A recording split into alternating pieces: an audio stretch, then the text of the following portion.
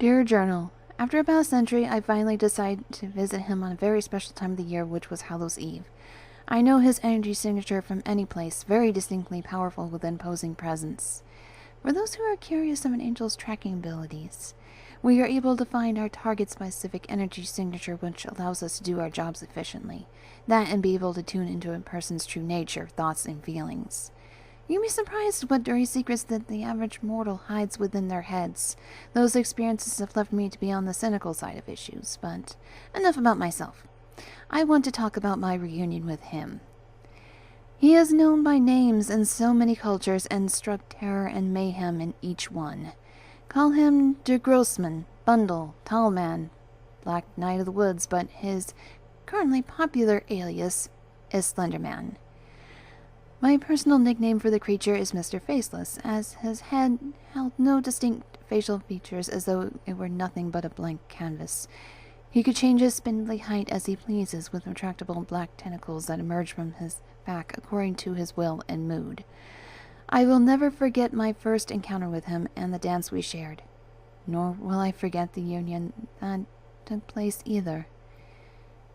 You may ask why I do not have a legitimate relationship or marriage between us. My answer would be that we are on two opposing teams, and it is a bond that would cause nothing but complications and heartbreak. Though we still held respect for one another, despite the circumstance. After a long shift of grim reaping as per usual and witnessing a masquerade ball revival, I decided to visit him again. The couples waltzing together while wearing elaborate masks had incited those fond memories. I knew to find him in his residual pocket dimension by opening a portal with my scythe and stepping into a grassy scene. His mansion was a good distance away from my position, taking the time to admire the gothic beauty of the dwelling which towered before myself. It was a decent home that had been brick red with black trim, which featured a window seat and a veranda. To my surprise, I had witnessed young adults playing a raucous tackling game with each other.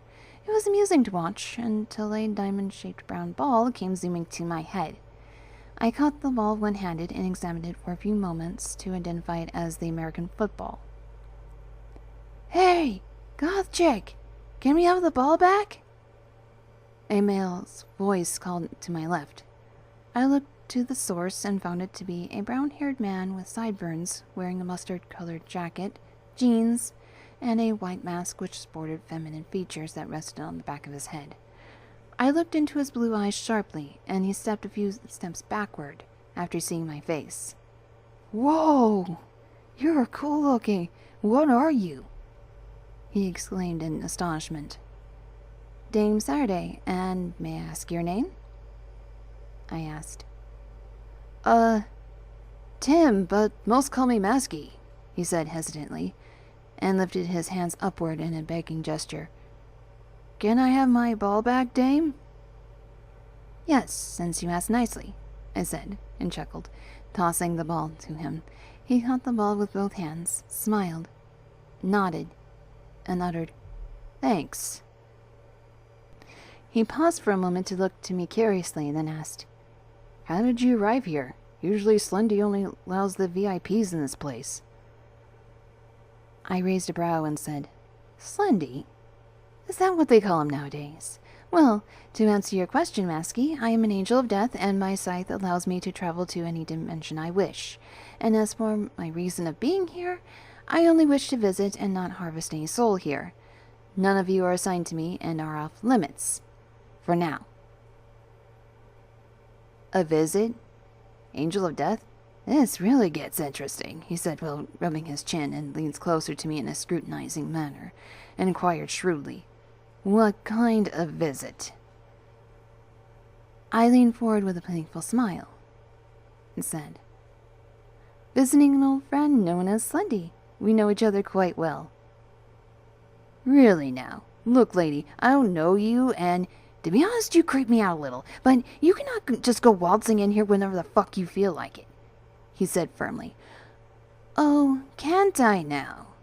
I challenged while leaning closer to his face at lightning speed. He looked into my eyes as he recoiled in fright while I decided to take my move, which was to give him the touch of death, and tapped his nose by a pointed finger.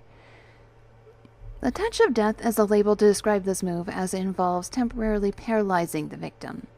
The victim's limbs and head lose control, and they feel the sensation of a deep cold throughout their body, which leads them falling to the ground. Masky had fallen to the grass in a manner of a floppy rag doll, winding his eyes in shock and attempting to speak, but could not while paralyzed. His expression was both scared and angry in one setting. I stepped over him casually and said, "Do not test me, boy. And do not worry. Your mobile state shall end in an hour. Enjoy your time outside."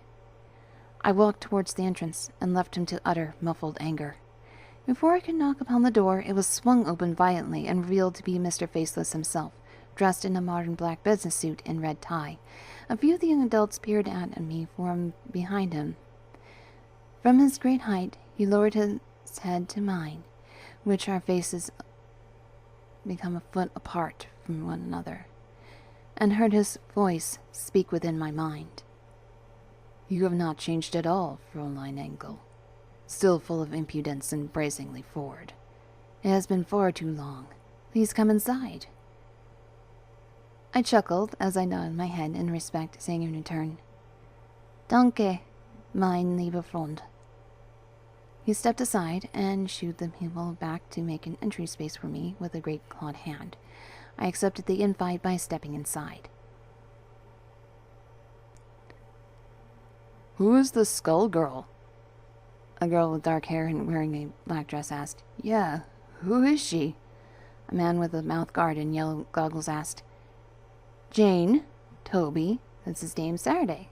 We were allies in the Great Zalgo War, and the reason she has a skull on her face is because she is a Grim Reaper, one of many," he explained. "Nice to meet you, Dame," Jane said with a grin. Toby nodded and said, "Cool." "Dame is but my title, but you may call me Saturday or Sadie if it's easier for you," I said while waving my hand, dismissing the formality. "Sadie sounds cute," Jane commented. I like Sadie better. Sorry about my stutter," Toby said while looking to the floor. "It's fine. If it makes you feel any better, I have a tendency to hiccup like a squeaky toy after laughing too hard," I said as a means to have him be confident towards me. Jane chuckled and said, "I'd like to hear that sometime." "Me too," he said, enjoying the mild laughter. "It is nice to see the three of you become good friends. Would you like to entertain us this Hallow's Eve with a tale of how we first met, Fräulein Engel?" Mr. Faceless asked. "I would be delighted," I replied, while being led by him to the grand parlor, where young adults and children were gathered about the television set, while seated upon the floor and couch. To my surprise, Jeffrey Woods had been one of the residents who carried the limp Masky into the room and settled him roughly upon the couch. He grinned to me in a cocky manner while sitting near myself as I stood in the center of the room. "Good Hallows Eve to all of you. I am a Grim Reaper known as Dame Saturday with a historical tale to share. Please sit, have a snack, get comfortable as you hear how I met your master and fatherly figure," I said with a smile. With that introduction, I began the tale.